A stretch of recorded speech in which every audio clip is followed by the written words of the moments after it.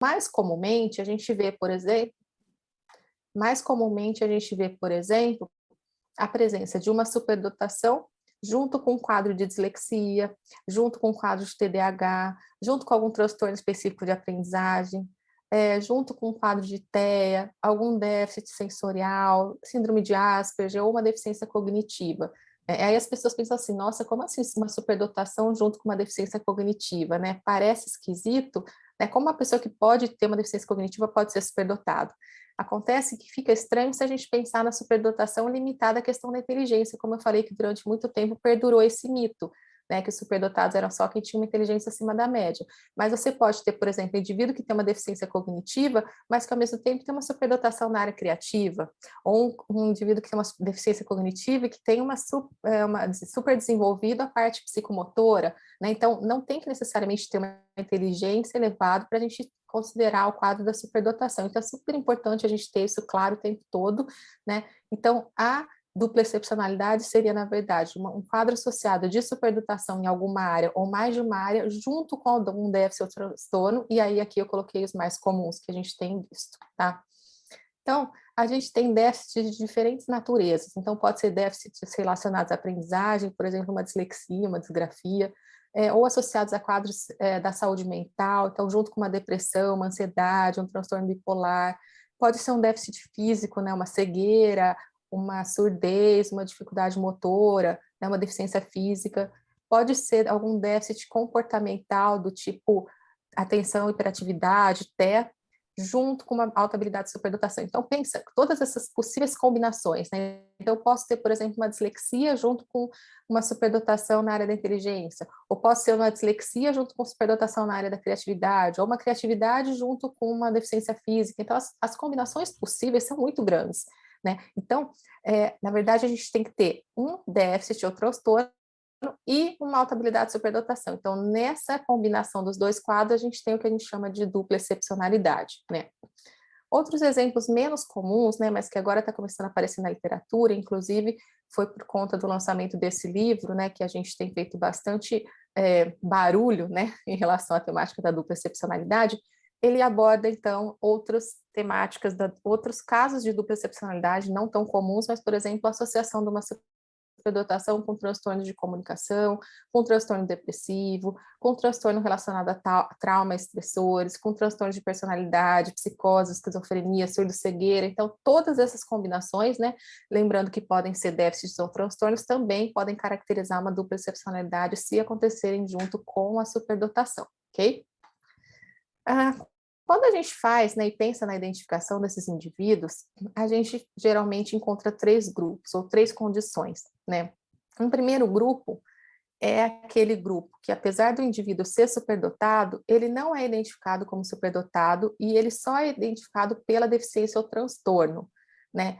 Então, esses alunos são aqueles que geralmente não, desculpa, calma, volta lá. O primeiro grupo é ao contrário, ele é só identificado como superdotado, não tem a deficiência diagnosticada, e aí, por exemplo, ele começa a ter problemas na escola, né, e eles vão achar que isso é por conta de problemas de motivação ou inadequação social dos superdotados, né? Então, esses alunos têm muita dificuldade na escola, até que finalmente alguém, em algum momento, pode perceber que essa superdotação está associada a uma deficiência, né? O segundo grupo é o contrário. A deficiência é identificada, né? Essa deficiência muitas vezes acaba mascarando ou anulando essa superdotação, e aí ele tem só a deficiência identificada. Então, é mais comum que esse grupo ele seja encaminhado para a sala de reforço, né? Para atendimento desse déficit ou transtorno, e não é encaminhado ou não é identificado para o atendimento da superdotação. E o terceiro grupo, que possivelmente é o maior de todos, né, segundo a literatura, é formado por aqueles estudantes que não têm identificados nem o déficit de transtorno e nem a superdotação, né? Então, porque essas duas condições, muitas vezes, essas potencialidades, essas deficiências, elas se anulam, né? Então, eles não percebem nenhum quadro, nem o outro, e essas crianças acabam não recebendo atendimento na educação especial, nem como superdotado e nem por causa do déficit. Então, esse é o grupo mais prejudicado, vamos dizer assim, né? Ok? Então, outra questão importante que a gente tem visto cada vez mais comumente na prática, né, é a descoberta da dupla excepcionalidade na vida adulta, né? É mais comum, né, que esse quadro seja identificado na infância, mas a gente tem visto casos em que a superdotação e a dupla excepcionalidade somente foi diagnosticada depois de adulto, né? Cada vez mais a gente tem visto isso em consultórios, né, nos contextos clínicos, nos contextos educacionais, né? Então, a pessoa passa a vida toda sem ser identificado como superdotado e sem ter seu transtorno ou déficit também identificado, né? Quando acontece, por exemplo, a ocasião do diagnóstico, né, a gente vê duas condições. Primeiro, quando os pais conseguem o diagnóstico dos filhos, né, eles relatam um sentimento de alívio, né, porque naquele momento eles conseguem entender melhor por que a criança tem determinados comportamentos.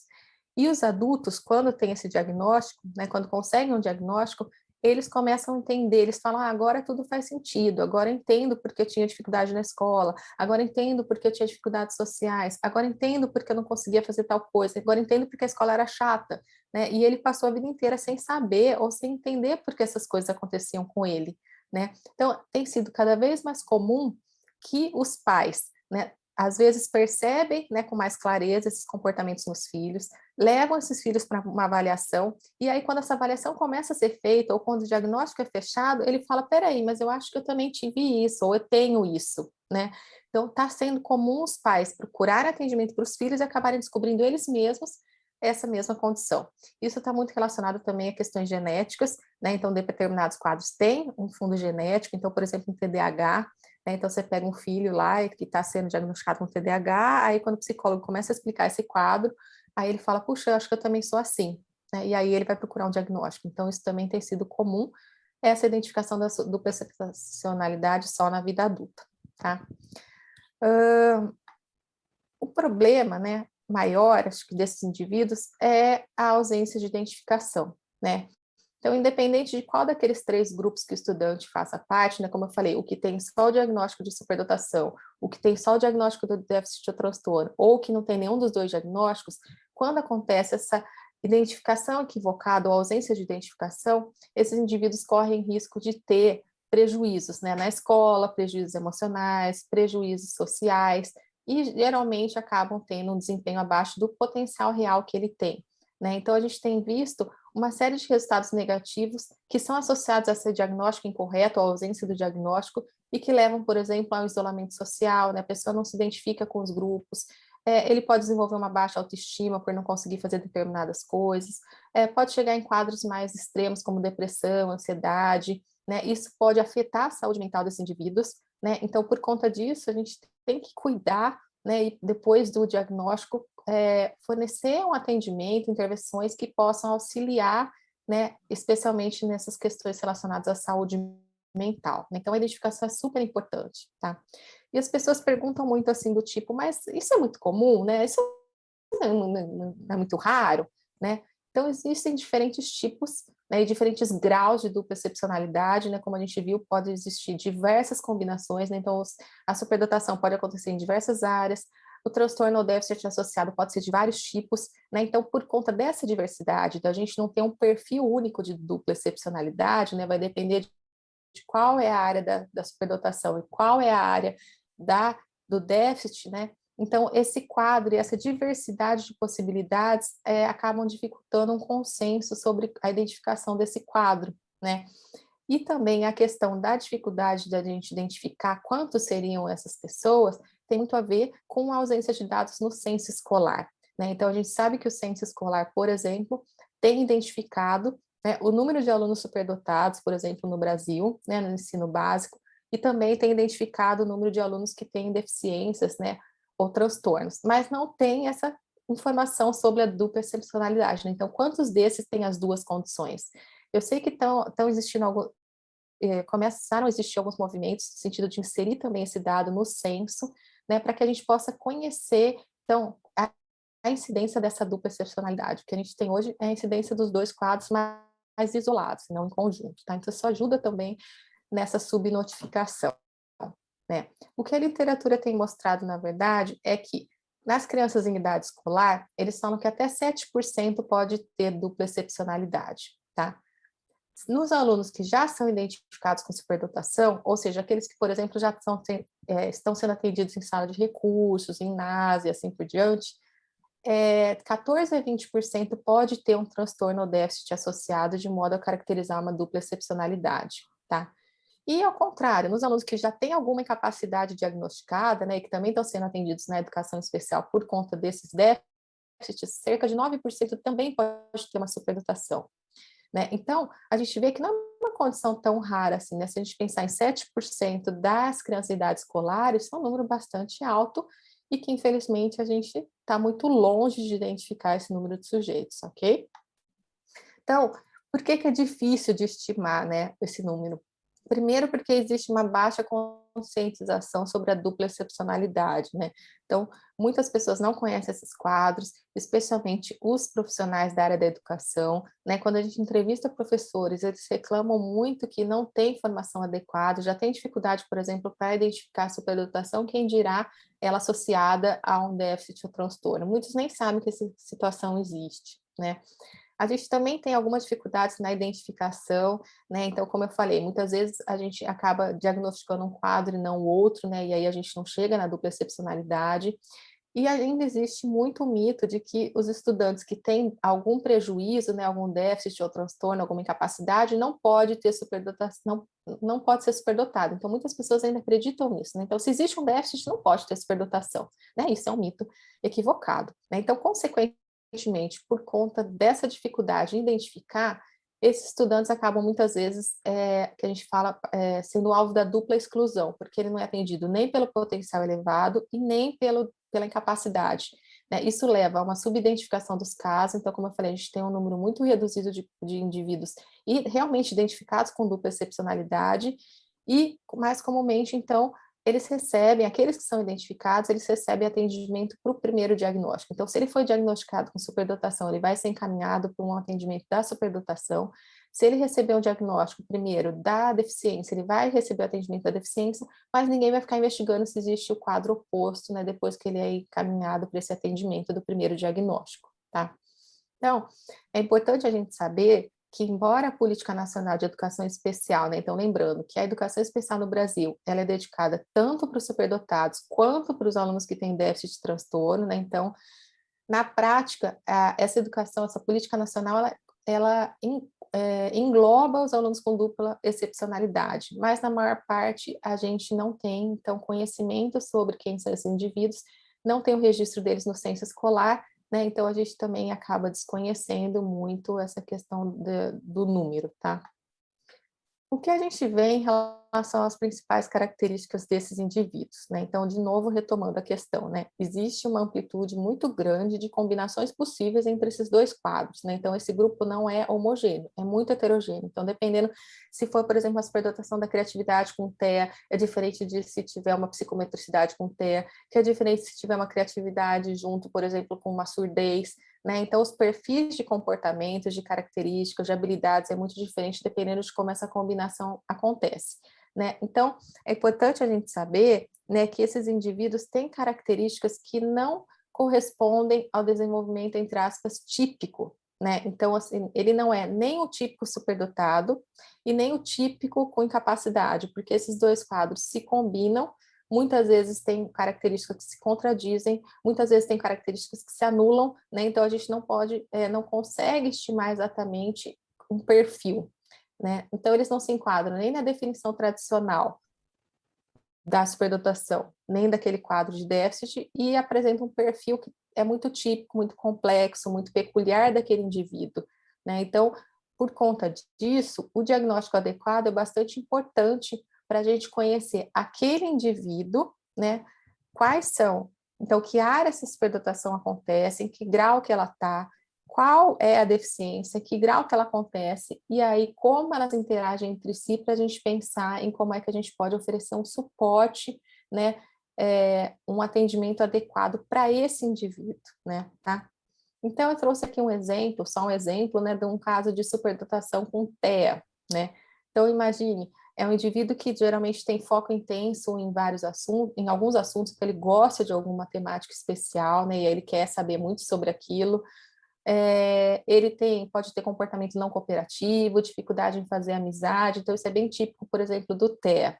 Né? Então, também pode ter dificuldade de comunicação, dificuldades relacionadas a habilidades sociais, mas, por outro lado, por exemplo, por conta da superdotação, ele pode ter uma habilidade avançada de leitura, ele pode ter uma capacidade de ficar durante muito tempo altamente concentrado num tema, ele pode ter facilidade de memorizar alguns fatos, ele pode ser muito interessado em letras e números, e aí, de novo, por conta da TEA, é uma pessoa que gosta de aprender por repetição, pode ter dificuldade em se relacionar com pessoas da mesma idade, pode ter dificuldades em relação à empatia, dificuldades em relação à expressão emocional. Então, a gente vai vendo que os dois quadros se misturam, né? Então, esse é só um exemplo de como essa mistura, né, não vai caracterizar nem o superdotado puro, né, e nem o TEA puro, né? Então, é uma interação entre as duas condições, né? Então, essas características vão ser muito específicas daquela combinação, tá?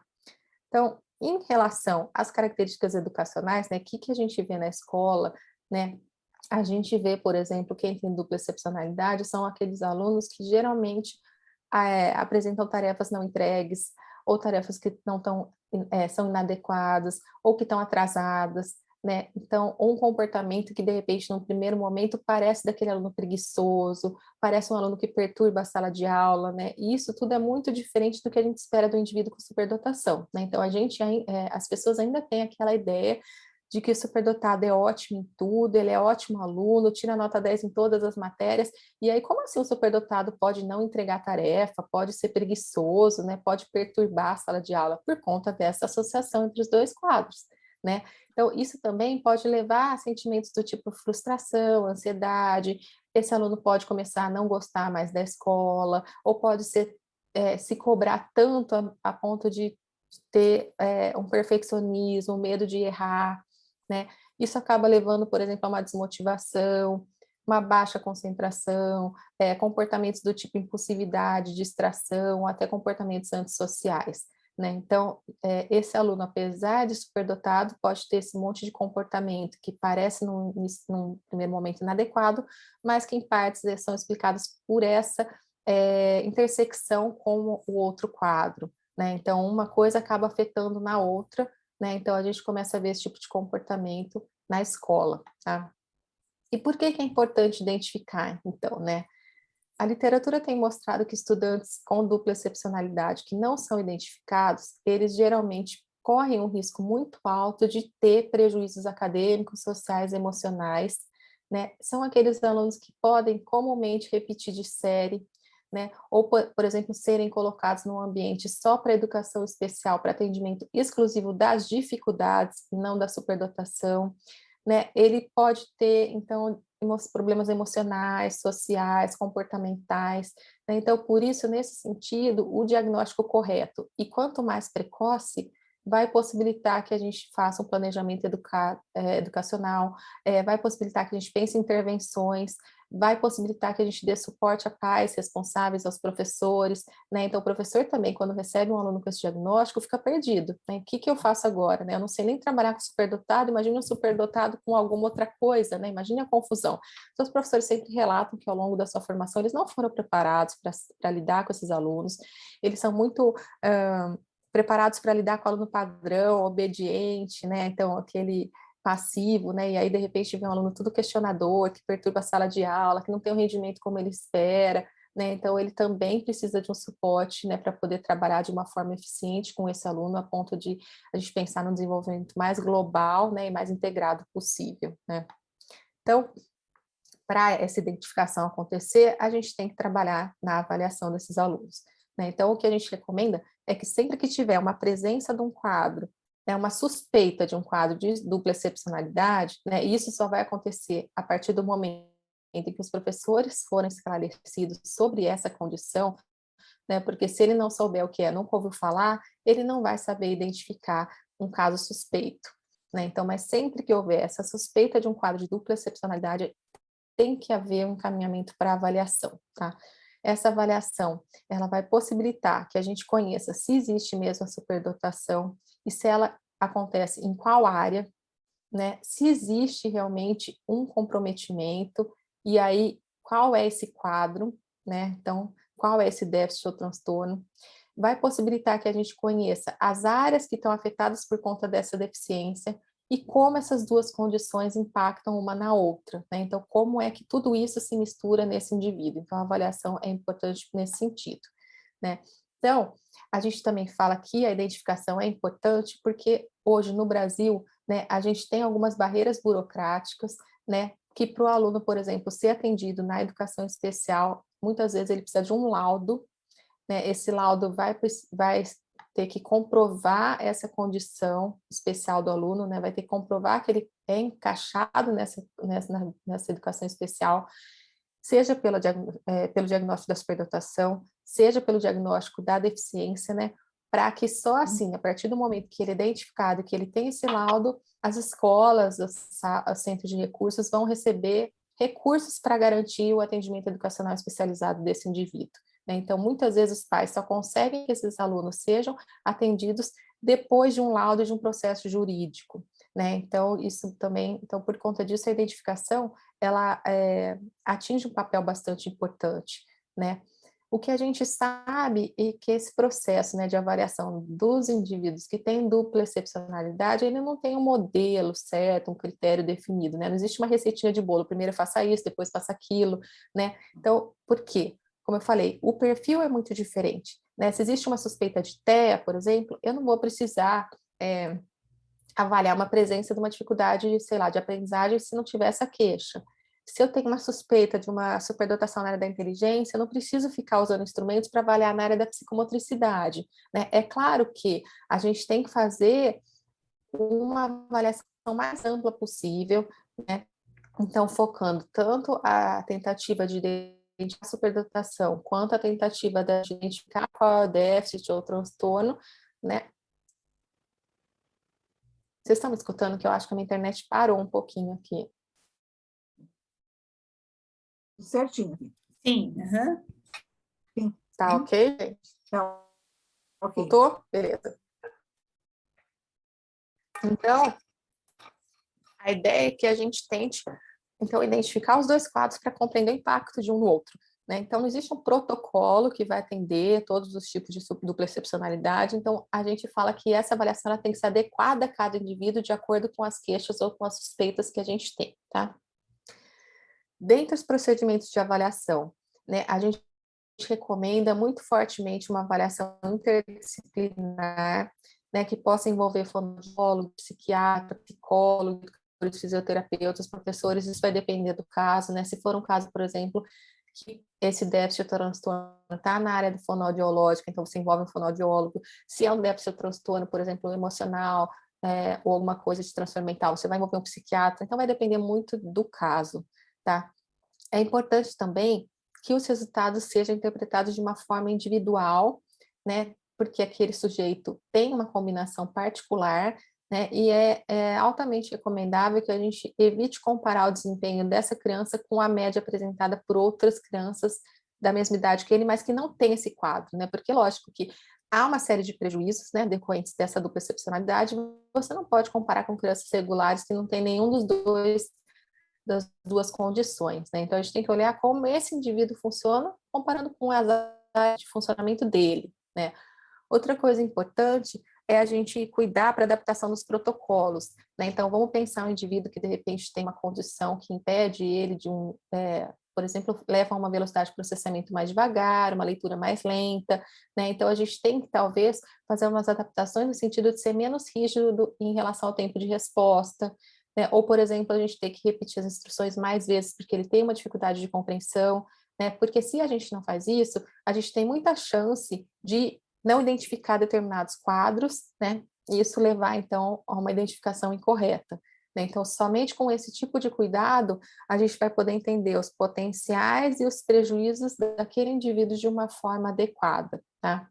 Então, dentre os aspectos que a gente deve avaliar, né, durante um procedimento relacionado à identificação da dupla excepcionalidade, né, então a gente deve contemplar tanto a investigação de aspectos relacionados à deficiência, ao transtorno e à superdotação.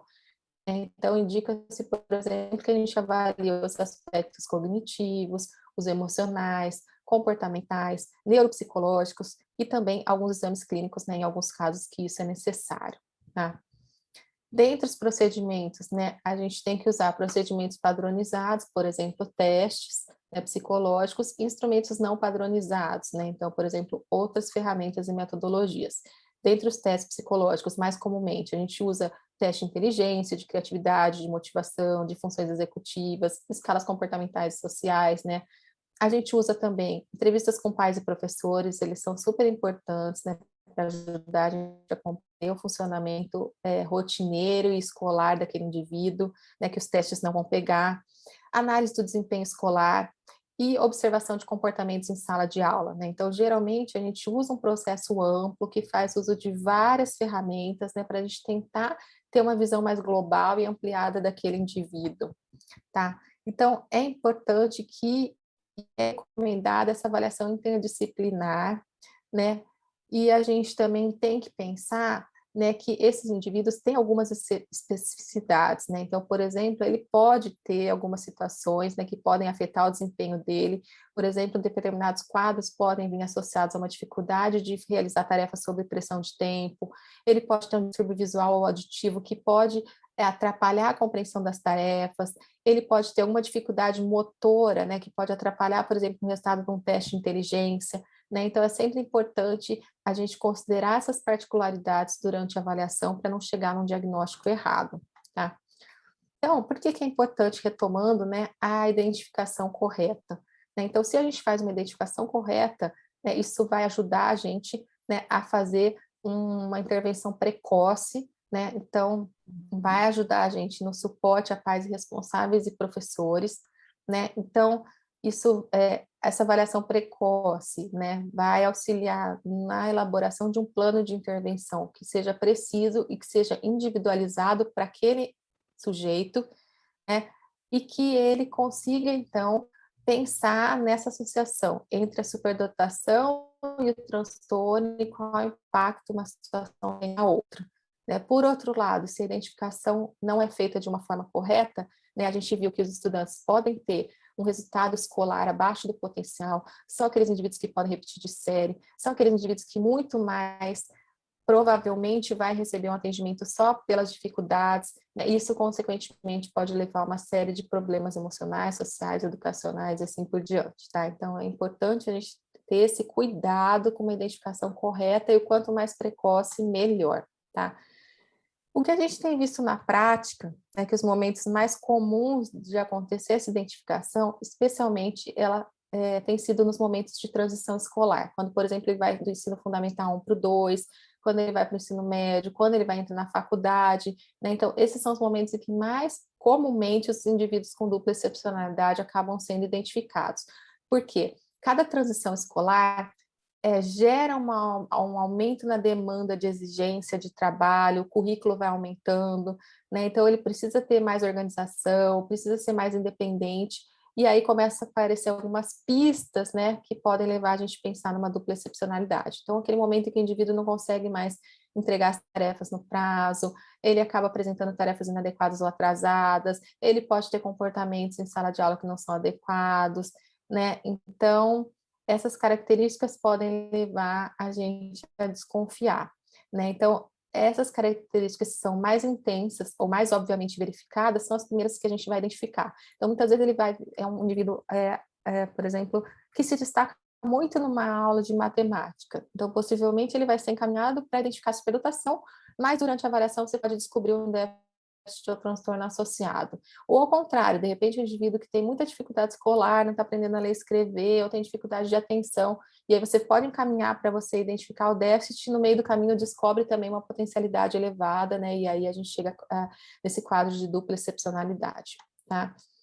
E aí, depois de identificado, né, como é que é o atendimento desses indivíduos, né? Então, além dessa identificação apropriada, né, a gente também tem que ter muito cuidado em relação à intervenção, né? Então, por exemplo, no caso da identificação da superdotação, a gente pode fornecer um atendimento do tipo um enriquecimento curricular, uma aceleração, uma participação em atividades no contraturno escolar do tipo NASA ou sala de recursos, e também é super importante a questão do suporte emocional e social, né? Então, não adianta também só a gente cuidar, por exemplo, dessa parte acadêmica, né, ou, por exemplo, de interesses mais restritos à área, se a gente não cuidar da parte emocional e social, que é super importante e muitas vezes bastante prejudicada nesse quadro, né? Então, o ideal, né, o atendimento ideal é que a gente pudesse fornecer um atendimento tanto para a estimulação das habilidades superiores, né, dessas habilidades associadas à superdotação, mas também intervenções voltadas ao déficit ou transtorno, né? A ideia é que a gente possa potencializar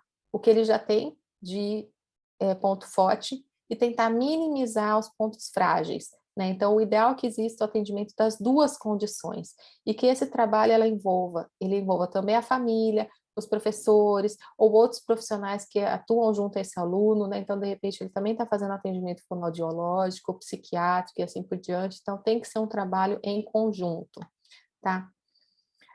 Em relação à participação do professor, né, então, como a gente falou, geralmente são aqueles professores que relatam que têm pouco ou nenhum conhecimento sobre a dupla excepcionalidade, não sabem como trabalhar com esses alunos na sala de aula, né, se sentem muito inseguros, desafiados, né, mas a ideia é que a gente possa fazer um trabalho de orientação para esse professor para que ele possa trabalhar de forma a prevenir ou minimizar as dificuldades que esses estudantes podem enfrentar nesse contexto educacional, né? A partir do momento que esse professor ele é esclarecido sobre as características pessoais desse aluno, quais habilidades ele tem mais envolvidas, quais são os déficits, quais as necessidades sociais e emocionais que ele tem, né? Então, esse professor vai poder compreender melhor esse aluno, ajudar melhor ele a desenvolver esse potencial, ajudar esse aluno a se sentir compreendido e aceito, né? E aí, ajudar esse aluno a se sentir pertencente àquele grupo, né? Então, provavelmente isso vai minimizar as dificuldades escolares, né, sociais e emocionais do indivíduo. Então, o papel do professor é super importante nesse atendimento depois da identificação, tá? Para isso, né, a gente geralmente faz uma orientação dos professores acerca de alguns métodos e técnicas que eles podem usar na sala de aula, né? Então, por exemplo, uma instrução diferenciada, né? Então, às vezes aquele aluno precisa de uma instrução mais detalhada ou repetida mais vezes, ou de um outro jeito de explicar, né? E aí, se você faz isso, ele pode atender de uma forma adequada aquela tarefa. Às vezes ele não faz porque ele não entendeu o que era para fazer, né? Em alguns casos, né, você colocar esse aluno no programa de atendimento à superdotação já é o suficiente. Outros, por exemplo, não é, e a gente precisa fazer uma aceleração escolar, né? Então, isso vai depender, né, a decisão sobre o que fazer com esse aluno vai depender do nível de desenvolvimento que essa criança está, o grau de superdotação que ela tem, o nível do déficit que ela tem, né? Então, para cada caso, vai ser uma decisão diferente, né? O que as pesquisas têm mostrado é que os melhores resultados a longo prazo, né, são aqueles alcançados quando o foco da intervenção está voltado à superdotação. Então, se a gente tivesse que escolher, tipo, não consigo dar os dois atendimentos para esse indivíduo, as pesquisas têm mostrado que é melhor, então, apostar no atendimento educacional especializado para a superdotação, tá? Porque você fortalece isso que ele já tem de bom, isso provavelmente minimiza o impacto dos déficits, ok? Então, a ideia é que, no primeiro lugar, você foca a superdotação, e aí a ênfase secundária seria nas estratégias de compensação dos déficits e transtornos. É claro que se você tivesse que escolher, o ideal mesmo é que as duas condições sejam estimuladas ao mesmo tempo, tá? Esse é o melhor quadro possível, tá? Então, o que a gente estimula que o professor faça, na verdade, é que ele olhe para aquele aluno e tente focar nos pontos positivos, nos aspectos bem desenvolvidos que esses alunos têm, né? É importante ele também trabalhar a questão da diversidade na turma, né? Então, para evitar, por exemplo, que esse aluno se sinta isolado, ou que ele seja vítima de preconceito, ou de bullying, né? Então, porque às vezes ele pode ter alguns comportamentos que são inadequados, né, por conta dessa condição, e aí o professor trabalhando essa questão da diversidade, então já ajuda ele ser melhor aceito na turma, né? O professor também pode usar estratégias diversificadas, então ensino verbal e não verbal, para melhorar a comunicação com esse aluno, né? Tentar trabalhar a habilidade de comunicação, né? Porque às vezes a comunicação do professor com esse tipo de aluno é um pouco dificultada, né? Isso gera uma certa estresse nessa relação, e aí quando ele trabalha na estimulação dessa habilidade de comunicação, isso pode melhorar bastante essa relação professor-aluno. E uma coisa importante é tentar procurar pontos de interesse em comum dessa criança com os demais alunos da turma, né, de uma forma de tentar criar uma identificação entre eles e prevenir a questão do bullying, né, isso é bastante importante, tá? Então, são algumas das ações que o professor pode fazer na sala de aula, que não são tão complicadas, não precisam de recursos financeiros, tem muito a ver mais com as ações positivas do professor, tá? Outra questão importante é ele manter uma expectativa razoável sobre aquele aluno, né? Então, ele não pode, não deve, né, fazer cobranças elevadas demais, né? Ah, então é superdotado, então tem que ser ótimo em tudo, né? Isso pode gerar muita desmotivação, porque muitas vezes o déficit atrapalha esse desempenho real, né? O potencial que ele tem não é expresso, e aí isso pode levar o indivíduo a uma desmotivação escolar, né? E especialmente compreender que a criança, né, vai precisar de um ambiente que seja psicologicamente, fisicamente saudável, né, que ela possa ter oportunidade de experimentar coisas da idade dela, que ela possa brincar, que ela possa errar sem ser criticada, que ela tenha oportunidades de fazer escolhas, né, então essa liberdade é muito importante também, né, então não cobrar, por exemplo, que ele seja perfeito, ele pode errar, ele vai brincar, num determinado momento ele pode apresentar um desempenho super elevado, em outra área pode ser que não, né? Num determinado momento ele parece superdotado para tudo, né? Mas de repente ele tem um comportamento emocional super prejudicado, então do tipo ele pode chorar, né? Então eu falo assim, como assim? Poxa, você tem 9 anos, né? Você tem uma superdotação de 13 anos, e como é que você chora que nem uma criança de 9? Só que ele tem 9, né? A gente precisa entender isso, né? Apesar, por exemplo, que ele pode ter um nível cognitivo mais envolvido, ele também pode ter o que a gente chama de assincronismo, né? Então, não são todas as áreas que vão estar super desenvolvidas. Então, algumas vão estar mais, outras vão estar menos, e a gente tem que entender essa disparidade entre diferentes áreas de desenvolvimento, né? Então, é importante também que o professor compreenda que determinadas vezes ele pode estar super avançado, em outras condições não, e aí que, por conta disso, ele pode cometer erros, né? E isso vai ser bastante comum nessa criança, tá? Então, para terminar, né, eu queria assim deixar uma mensagem de que essa temática da dupla excepcionalidade ainda precisa de muita atenção, né? Ela é pouco explorada, especialmente no nível acadêmico, em pesquisas, né, mas também no nível de políticas públicas, né, na área de educação e saúde. A gente ainda precisa de muitos avanços para compreender melhor esses indivíduos, para poder identificá-los, especialmente para fornecer suporte adequado, um atendimento educacional especializado que eles têm direito de acordo com as nossas políticas da educação especial, né? Se a gente pensar que a gente ainda tem muita dificuldade de identificar esses estudantes, né, e, consequentemente, de atendê-los, muitos deles ainda estão expostos à situação de vulnerabilidade psicossocial, e isso é muito ruim para o desenvolvimento dele posterior, né? Então, dentre os avanços que a gente deseja para a área, né, especialmente é importante a gente trabalhar com essa temática na formação inicial de professores, né, e profissionais da área de psicologia, educação e saúde, para que somente a partir do momento que eles conhecem a existência desse quadro, né, conhecem as características dessa criança, eles vão poder ajudar, então, nessa primeira identificação, encaminhamento para uma avaliação que vai poder confirmar ou não esse diagnóstico, né. E se, até o momento, a gente não tem muito cuidado na formação inicial, a gente também deve ter oportunidade de fornecer essa formação continuada depois, né. Então, vamos fazer curso, vamos capacitar nossos professores, vamos capacitar esses profissionais, né, para que esse quadro seja cada vez mais divulgado, né. Em relação à avaliação, né, é importante a gente pensar que essa avaliação tem que ser bastante minuciosa, tem que ser bastante abrangente, que a gente deve utilizar diferentes fontes de informação, diferentes métodos e técnicas, né, para melhorar a forma como esse processo vem sendo realizado, né, para evitar, por exemplo, que esses indivíduos com dupla excepcionalidade continuem sendo identificados só por uma das condições, ou às vezes por nenhuma delas, né, então, para a gente poder, então, ter resolver em partes esse problema da subnotificação que a gente ainda tem, né, tá? E também a ideia, né, é que a gente também possa trabalhar mais no sentido de oferecer um atendimento educacional especializado, né, para esses alunos, visando não só melhorar o desempenho escolar deles, mas também, por exemplo, a autoestima, a vinculação que ele tem com esse contexto educacional e um desenvolvimento posterior mais saudável, né? Então, é muito importante que a gente ainda tem, na verdade, muito caminho para percorrer nessa temática. Eu acho que nos últimos anos ela tem ganhado mais visibilidade, mas a gente ainda tem muito a fazer, né? Então, só de a gente estar falando e divulgando e trabalhando com isso, né? Assim, são cada vez mais pessoas que vão tendo consciência sobre essa condição, né? E aí a gente possa, quem sabe em breve, né? ter um quadro mais preciso dessa condição no Brasil, nos nossos estudantes, né, e que a gente possa, então, atender de uma forma adequada a esses indivíduos, ok? Então, agradeço muito de novo a Maria Lúcia, ao Inodap, a esse convite, quem veio aqui assistir essa live, né? Deixo aqui meu e-mail, se alguém tiver alguma dúvida, quiser entrar em contato, quiser uma indicação de leitura, então estou sempre à disposição, ok? Então, agradeço de novo essa oportunidade de estar falando com vocês.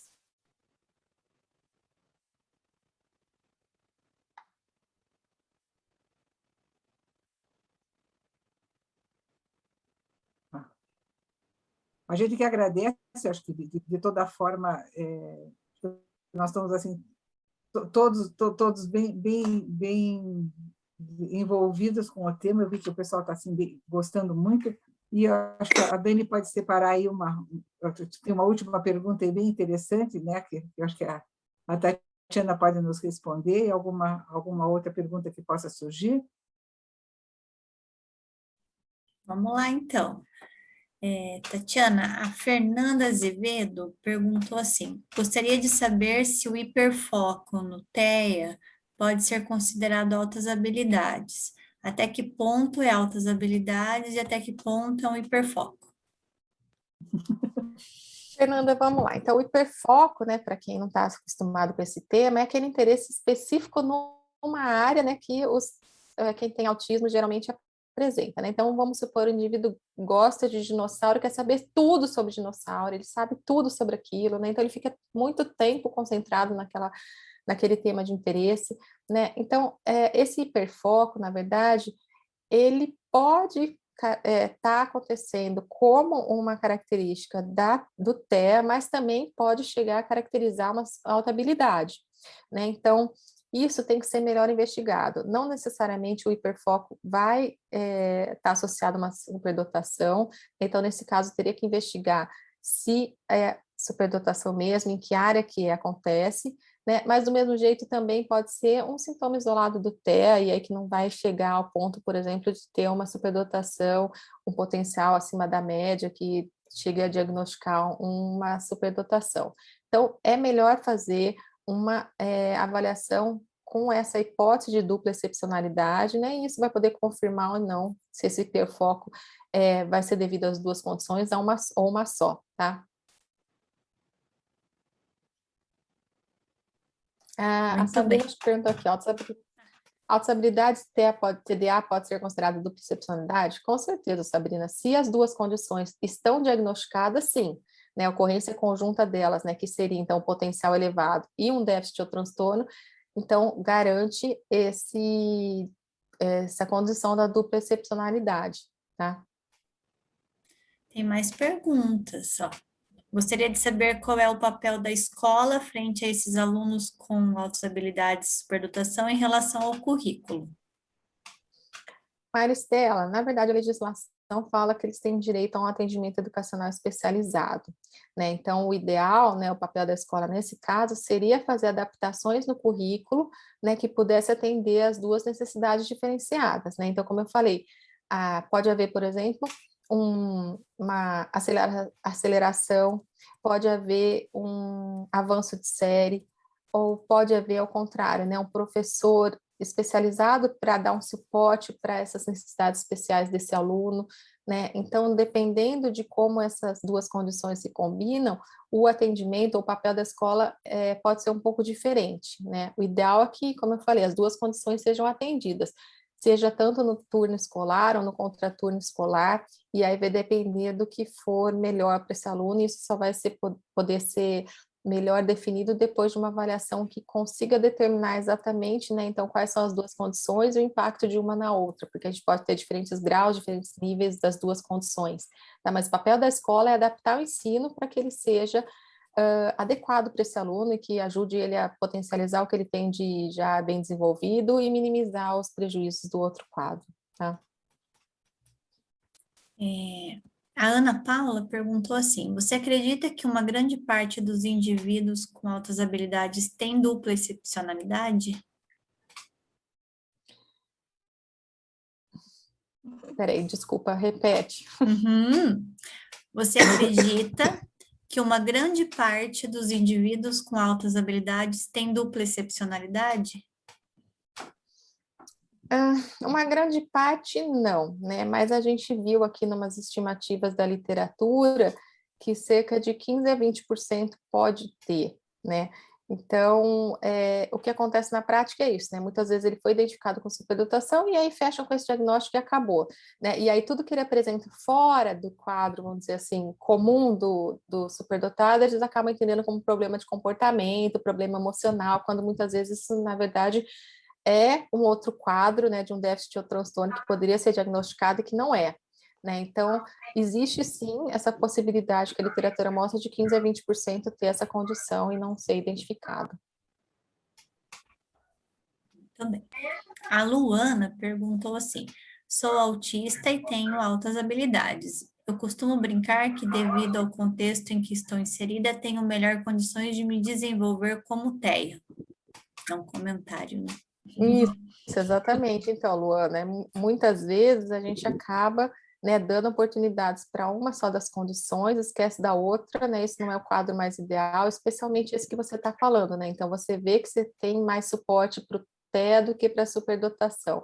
E a literatura tem mostrado que se a gente tiver que escolher, é melhor a gente favorecer a superdotação do que o déficit, né? Então, eu sugiro que você, não sei qual é esse contexto que você fala, né? Se é de trabalho, se é social, se é educacional, mas que você busque, né, atividades que possam também desenvolver, né, a sua superdotação, né? Porque aí isso, inclusive, pode impactar no TEA, né? Então, pode minimizar, de repente, alguns prejuízos que o TEA pode trazer para a sua funcionalidade no dia a dia, né?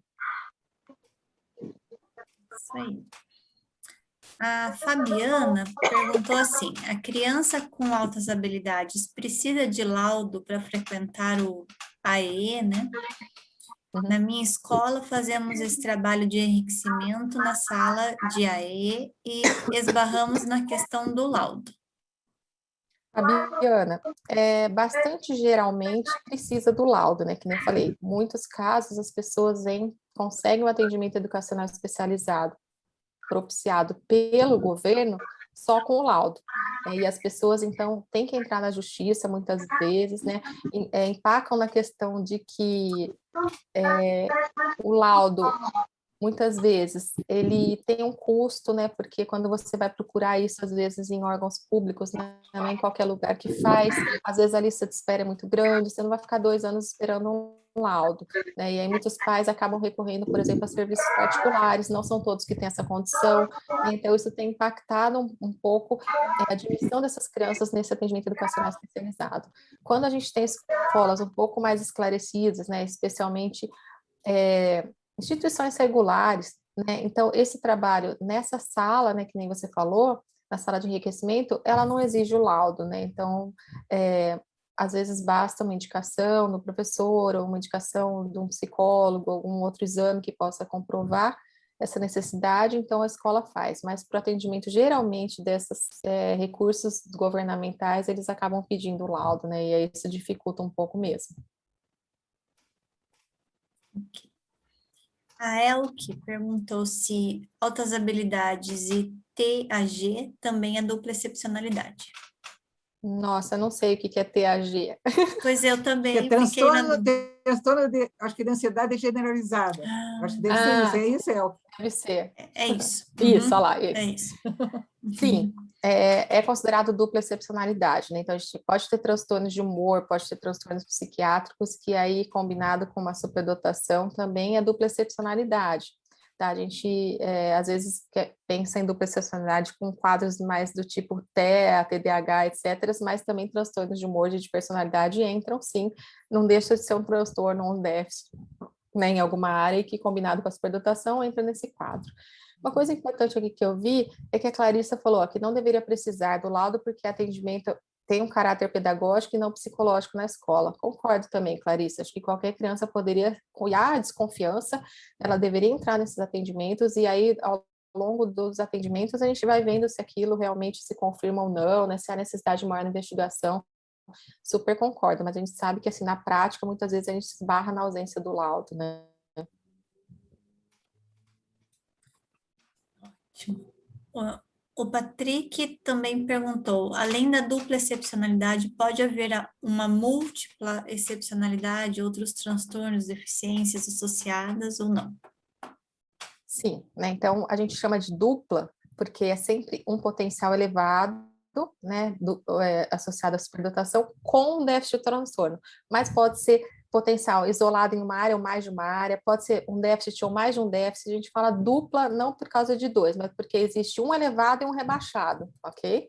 Então, mas pode haver mais de um diagnóstico e aí tudo misturado, e aí a gente teria, não existe esse termo, mas tripla, quádrupla, sei lá, quíntupla excepcionalidade. A gente só chama de dupla porque é um elevado e um rebaixado, prejudicado, tá? A Fabiana fez um comentário bem interessante. Vemos nas Paralimpíadas o quanto existe dupla excepcionalidade. Exatamente. Com Então, agora certeza. está acontecendo, né, as Paralimpíadas, e aí a gente vai ver, por exemplo, pessoas que têm deficiências, né, pode ser física, pode ser cognitiva, e aí que se destacam em determinadas áreas, especialmente na área esportiva, na área de psicomotricidade, né, então são realmente pessoas que têm dupla excepcionalidade, e aposto que em raríssimos casos tem esse diagnóstico. Que mais um comentário aqui da Karina. Minha filha teve um laudo de altas habilidades e indícios de transtorno opositor desafiador. É muito difícil compreender o que é característica das altas habilidades e o que é o desafiador do TOC. Tentar acolher todas as ideias dela sem barrar que ela desenvolva nas altas habilidades é muito desafiador. É desafiador. Karina, eu consigo assim imaginar realmente que ela é muito desafiador, né? Porque assim, se a gente pensar, uma das características bastante comuns da superdotação é o questionamento, né? Esse interesse, essa curiosidade, né? Essa coisa de explorar, essa tentativa da independência, e ao mesmo tempo você não sabe até que ponto isso é da superdotação ou até que ponto isso é uma característica do transtorno desafiador e que aí, por exemplo, tem que ser em alguns momentos, vamos dizer assim, cortado, né? Então, a gente nunca sabe esse limite, né? Quando deve deixar incentivar ou quando a gente deve fazer alguma interrupção, né? A dificuldade maior, eu acho que é essa questão que eu falei, né? As duas condições se misturam, né? Então, não é nem um clássico superdotado e não é nem um clássico transtorno opositor, né? Então, a gente tem essa interação entre os dois quadros que tornam muito difícil identificar o que é característica de um ou do outro, né? Então, eu sugiro, assim, que eu tenho certeza que você, como mãe, né, tem, assim, um jeito, né, de poder lidar com essa situação, né? Então, eu sugiro que não seja nem um extremo nem outro, do tipo, deixa ela falar tudo que ela quiser, ou ao contrário, não pode falar nada, que tudo você vai enfrentar, entender como um desafio, né? Então, eu acho que tem aqueles limites que qualquer mãe, independente do diagnóstico, já tem sensibilidade para perceber, né? Eu acho que com o tempo também, né, você vai entendendo melhor como é o funcionamento do teu filho e aí você vai se adequando também em termos dessas situações, né? Então, eu imagino que deve ser muito difícil mesmo. Vamos lá, tem algumas. A Kátia Maria perguntou como é feita a avaliação de superdotação na fase adulta. Kátia, é igual na fase infantil, né? Na verdade, a gente precisa de uma avaliação, né, psicológica, né, que aí vai, então, aplicar determinados testes, por exemplo, né, logicamente que aí os testes para o público adulto, né, para a gente tentar identificar, então, essa superdotação, em que área que ela acontece, né, e outras ferramentas, por exemplo, entrevistas com pessoas que conhecem bem, são próximas desse indivíduo, ou, por exemplo, observações do funcionamento, né, de repente observações de como é o funcionamento dele no trabalho, ou se ele ainda estuda nessa parte acadêmica, né, então é um procedimento bem parecido, lógico que a gente faz adaptação dos métodos para o caso adulto, né, mas assim, o procedimento é o mesmo, né, deve-se buscar para uma avaliação psicológica que possa diagnosticar essa presença ou não da superdotação, em que área que ela acontece, tá? Ótimo. A Luana perguntou como distinguir sobre excitabilidades de hipersensibilidades. Existe como? Nossa, esse é difícil, né? Essa A é gente difícil. já acha muito a gente já acha muito difícil definir a estabilidade, né? Na verdade, seria uma sensibilidade aguçada, né, que esses indivíduos podem ter, né? E eu não sei te responder, na verdade, assim, eu acho que a gente nem sobre a sobreexcitabilidade já sabe muito, né? Existe ainda muita dificuldade em entender essa condição, né, que é bastante comum nos superdotados, né? Mas eu não sei, eu acho que a gente ainda precisa de muita pesquisa. A gente não sabe, na verdade, nem definir muito como isso acontece, né? Então, por que acontece? A influência disso em outras esferas, né? Então, eu não sei te dizer. Não sei se a Maria Lúcia sabe responder. Olha, também é muito complicado, porque quando você vê hoje na literatura, ou você tem uma literatura de apoio, né? Mas a gente viu que essa parte da superexcitabilidade ou supersensibilidade tem vários autores que são muito bons da gente recorrer. Então, acho que a gente só vai chegar a uma conclusão com mais leitura e fazer esse cruzamento, que é uma coisa muito nova, como você disse. Você não tem como dizer assim, não, vamos fazer um checklist, né, como tem as escalas do Renzulli, as escalas das contas, então, se enquadrar aqui, está mais ou menos certo. A gente não tem como saber se é só a sensibilidade, se é uma hipersensibilidade, ou se é uma, vamos dizer, se essa a excitabilidade que vem vamos dizer, dessa parte sensorial, que vem desse impacto sensorial mesmo. Então, isso tem muito na superdotação. Então, a gente vê que, às vezes, isso acontece porque tem uma coisa que está incomodando muito, que vem pelos 5 sentidos, e, às vezes, é uma coisa muito emotiva que está dentro de uma, vamos dizer, de um pensamento. Então, que você jogaria mais para a prova da sensibilidade. Então, é muito difícil de fazer essa separação, né? Eu acho que eu também não teria uma resposta de, não, isso acontece assim, isso acontece dessa outra forma. Eu acho que é uma coisa complicada e é uma coisa muito nova também, né? A Clarissa falou uma coisa interessante aqui, que eu também concordo com ela, né? Ela falou, fiquei pensando se tem diferença entre os dois conceitos ou se são só referenciais diferentes.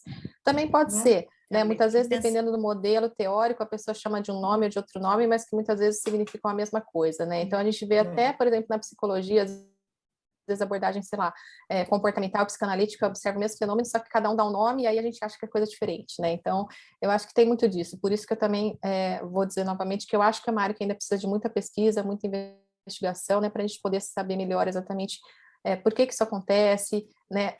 Até para ver se tem essa diferença ou se realmente a gente está falando da mesma coisa com nome diferente. Até na questão da própria superdotação, a gente ainda tem dificuldade na terminologia, né? Então, tem gente que fala autoridade de superdotação, outro fala talentoso, outro fala gênio, precocidade, a gente tem vários nomes, né? Então, assim, até a própria questão do consenso já é difícil para descrever esse indivíduo, né? Só deixando claro que as políticas públicas brasileiras adotaram termos altas habilidades e superdotação, então é isso que a gente tem usado com mais frequência, né? Então, concordo, Clarissa, também acho que pode ser essa questão, mas que a gente só vai acabar descobrindo, né, quando mais pesquisas, né, forem feitas com esse foco específico. Clarissa, inclusive, se você quiser ligar seu microfone e falar alguma coisa aí, tua opinião, fica super à vontade.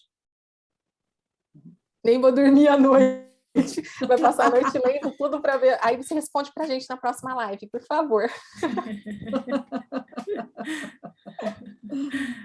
Olha, eu acho assim que nós vamos poupar um pouquinho a Tatiana, que ela está saindo de uma Covid aí meio dolorosa, meio difícil, com a parte, inclusive, vocal, né? Eu tenho que agradecer muito, mas uma coisa que eu gostaria de colocar, eu gostei muito do que você, dessa tranquilidade que você expõe, dessa segurança que nos dá. Eu acho que as pessoas estão assim, não vai dormir à noite, porque a gente começa a pensar de uma forma mais natural na dupla excepcionalidade. E quando se fala de dupla excepcionalidade, as pessoas ficam assim, ai meu Deus, agora se meu filho tiver, além de superdotação, mais esse negócio aí. Então, aquela tranquilidade que te dá um laudo, aquela tranquilidade que te dá uma avaliação, para você saber por que caminho, vamos dizer, correr dali para frente, a gente vê que quando chega na dupla excepcionalidade, a pessoa fica apavorada, porque daí ela tem duas situações diferenciadas, com médicos que dizem as coisas diferentes, com profissionais que dizem coisas diferentes, com um bando de indicações de fazer, vamos dizer, estimulação e uma série de coisas. Então, os pais ficam apavorados mesmo. Então, acho que no momento que você fala com essa tranquilidade, com essa segurança, acho que as pessoas ficam mesmo muito mais tranquilas de pensar como uma coisa que é natural acontecer no ser humano e que a gente tem que realmente saber. Quanto vamos dizer, melhor você tiver o esclarecimento, mais fácil vai ser lidar com aquilo. O duro é quando as pessoas ainda não sabem ou quando você não tem os instrumentos adequados, né? Então, isso ajuda bastante. Eu gostei do que você colocou. Primeiro falou de dupla exclusão, eu achei muito interessante, porque eu sempre falei que o superdotado é mais, ele não é nem incluído nem excluído, ele é simplesmente esquecido. Agora, quer dizer, na hora que tem a dupla excepcionalidade, você tem uma dupla exclusão mesmo, né? É muito difícil de fazer a inclusão da superdotação. Imagina a inclusão de duas situações, fica difícil para a escola, fica difícil para o contexto social, né? Então, a gente vê que nós estamos ainda caminhando num campo meio minado, né? Meio difícil da gente saber o que vai fazer. Mas quando você falou na adaptação dos protocolos, é uma coisa assim que eu acho que a gente vai utilizar, inclusive agora no INODAP, quando a gente fizer um laudo, a gente geralmente faz algumas indicações, mas eu acho que essa adaptação dos protocolos que você colocou, a gente faz indicações assim de dar mais tempo, mas eu acho assim que vamos fazer adaptações também no protocolo escolar. Eu acho que no momento que a gente faz indicações para a escola, eu acho que isso é assim, muito interessante a gente começar a adotar essa indicação para que essas pessoas, ou essas crianças, ou jovens, sejam realmente olhados com as especificidades que eles têm nesse momento, né? Então, e uma coisa que eu gostei muito, que você cita a Maureen Miart, lá, quando ela fala quer dizer, a prioridade é a superdotação. Eu acho muito interessante, porque se você prioriza aquilo que a pessoa é boa, você está dando um reforço muito positivo para ela continuar sendo boa, né? Então, eu vejo que cada dificuldade que uma criança tem, você prioriza a dificuldade. Até quando ele deixa o chinelo jogado ou o tênis fora do lugar, a gente vai priorizar a reclamação daquilo que ele não faz, mas a gente não ensina o que fazer. Então, nós fazemos um castigo, nós fazemos uma disciplina, mas, na realidade, a gente não está ensinando o que fazer. Então, eu acho que, assim, quando se faz uma citação de uma... Eu acho que, assim, de uma pessoa que eu admiro muito como pesquisadora, né, que tem coisas muito importantes da Maureen, eu acho, assim, que dar a prioridade para a superdotação, eu acho que nessas condições, para mim também, hoje, me abriu muito como um roteiro, né? Quando você vai orientar os pais e tudo. O que você prioriza? O que a pessoa faz bem. Eu vejo que muitas pessoas que chegam em INODAP, às vezes dizem assim, olha, você foi a única pessoa que disse assim, perguntou o que teu filho faz bem. E chegam com tanta reclamação que eu geralmente pergunto, o que ele é bom, né? E a pessoa, às vezes, não sabe nem dizer o que o filho é bom, porque ele reclama da caderneta, da agenda que não fez, da lição que ficou, do uniforme que ele esquece, da chapona que ele perdeu, né? Das coisas que a criança não faz, mas geralmente eles não sabem reconhecer o que a pessoa faz bem. Então, eu acho que para a dupla excepcionalidade, eu acho que, assim, para mim, abriu muito essa visão de que a gente tem que começar, como a gente já fazia, mas assim, se tem essa duplicidade de condições, vamos começar a pensar o que a pessoa faz bem e do que a gente pode reforçar para que ele esteja bom dali para frente, né? Obrigada pelos seus esclarecimentos, que para mim foi muito interessante. Não sei se tem mais algum aí, Dani, que você acha que é bem importante, e eu acho que daí a gente vai deixar, acho que mais uma pergunta, e deixamos a Tatiana descansar um pouquinho, né? Não, Eu vou Maria aproveitar Lúcia. Desculpa, pode falar. Não, eu só queria dizer que, na verdade, estamos só nos agradecimentos mesmo, a gente leu todas as perguntas. Eu vou aproveitar e para finalizar, vou contar minha experiência própria, que é bem interessante, né? Eu comecei a me dedicar a essa área depois que eu vi, na verdade, a lacuna que a gente tem de instrumentos para identificar a superdotação, né? E aí fiquei interessada, nessa época, foi em 2012, meu filho tinha acabado de nascer, né? E aí eu comecei a me aproximar mais dessa temática. E interessante que a gente tem aquela história de casa de ferreiro, espeto de pau, né? Foram se passando os anos, meu filho começou a se mostrar muito esperto, né? Ele fazia umas coisas, principalmente assim na parte verbal, né? Eu sempre coloquei muitas frases dele no Facebook, muita gente acompanha, morria de rir com as histórias, né? Com as tiradas dele. E eu lembro até hoje que já faz muito tempo, inclusive a Ângela Virgolin, né?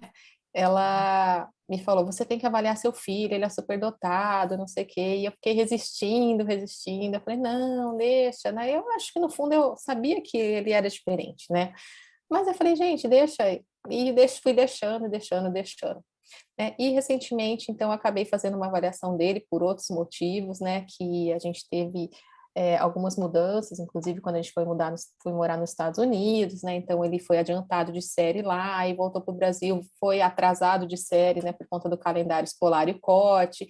E aí agora ele vai mudar de escola para com o calendário americano, então vai mudar de novo esse negócio de série. Eu achei que isso estava bastante ruim. E aí eu falei, então vou fazer uma avaliação, né? Quem sabe? Então eu coloco ele na série adequada para a idade, independente do corte, porque ele faz aniversário em agosto, né? Então sempre, entre aspas, perdeu um ano, né? E aí fui fazer a avaliação e deu realmente uma superdotação na área cognitiva e na área de criatividade, né? Então uma dupla recomendação.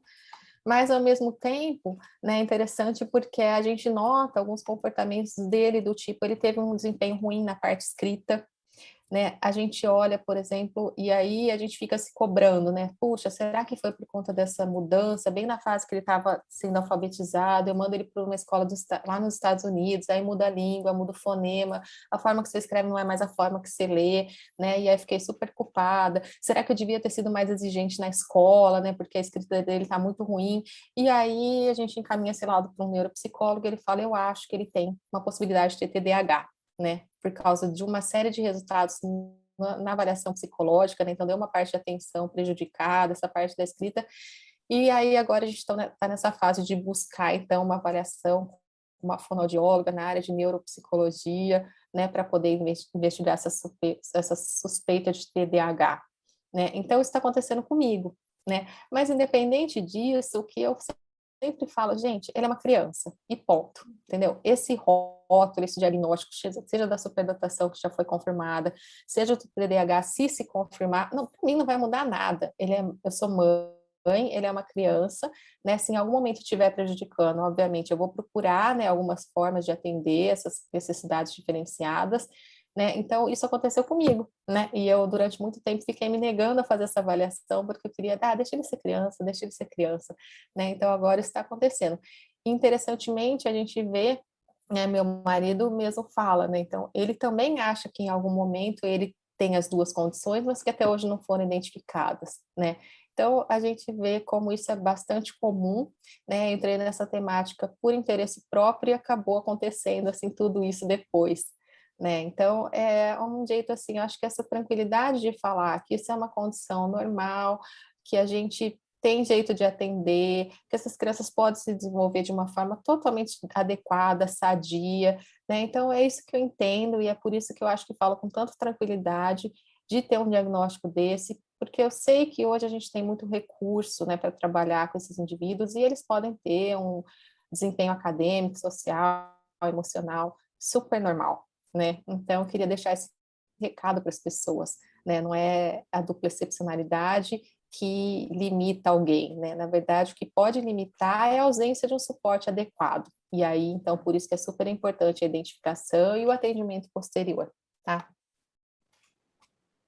Olha, a gente agradece muito a tua presença, agradece muito esse momento de ensinamento. Eu acho que tem gente aplaudindo, e nós acho que teríamos de aplaudir de pé, porque eu acho que foi assim uma coisa dizer, muito enriquecimento para todos aqueles que estão com dúvida, né?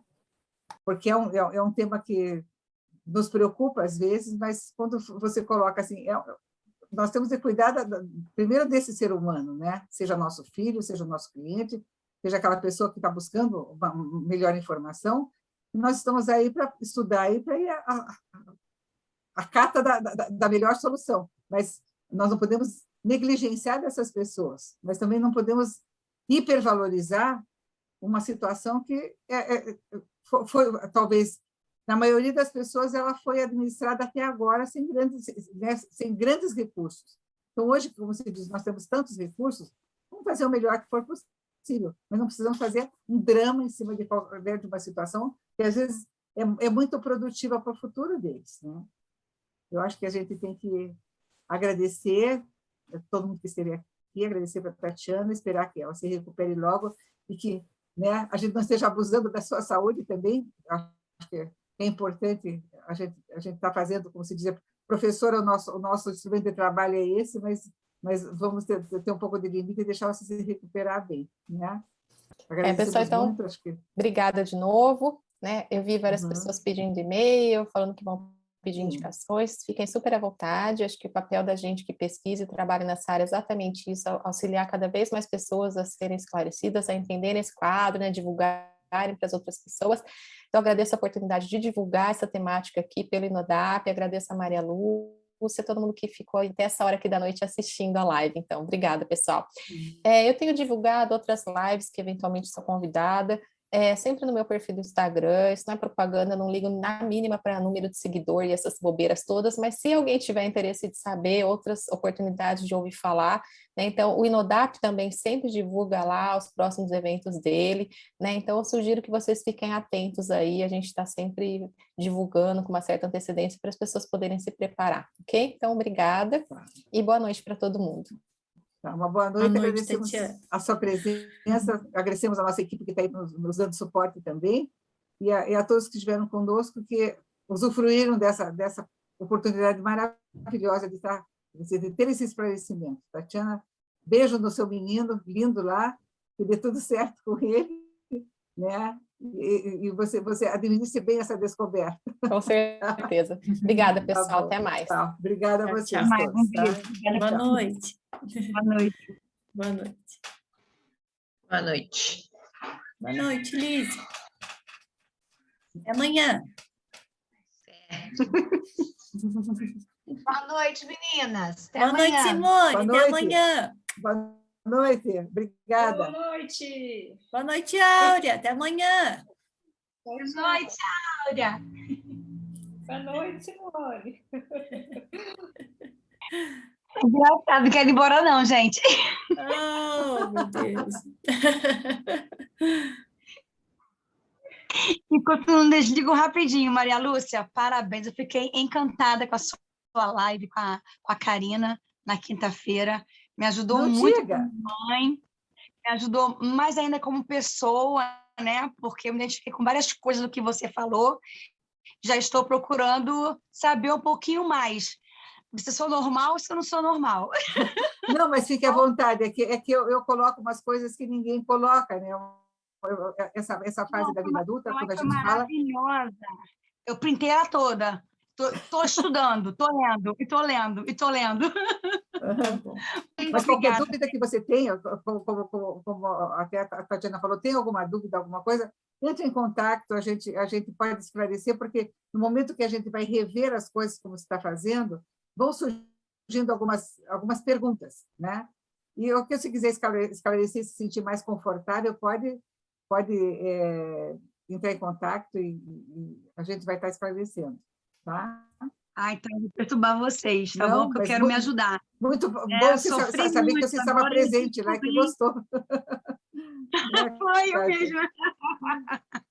Eu mesma, né? Estava doente aquele dia, estava deitadinha, assistindo tudo ali. Nossa, fiquei boa. Tomei um elixir da vida, digamos assim. Gente, um beijo, obrigada. Boa noite, então. Beijo, boa noite. Tchau. Meninas, fiquei só Ah. mais um minutinho só para dizer muito obrigada diretamente para vocês, porque eu adorei e tenho aprendido muito com vocês, viu? Um beijo muito grande. Boa noite. Obrigada, Luana. Um beijo. Nós vamos ter outras palestras, eu acho que contamos com a presença de vocês, porque o nosso ciclo de palestras, o nosso objetivo é fazer palestras que sejam vamos dizer, válidas em termos de informação, sabe? Que as informações não sejam entrevistas, que não sejam palestras que você vai usufruir de alguma coisa e sair com um bom conhecimento. Eu acho que esse é o nosso objetivo, né? Eu tentei sair, eu saí um pouquinho da moita das minhas questões aqui, aí o pessoal começou a me perguntar mais, aí eu passei a buscar mais informação, e você tem me ajudado muito nisso. Mas que bom, Luana. Esteja sempre com a Obrigada. gente, né? Fique à vontade. Boa noite. Boa Tchau, tchau. noite. Boa noite.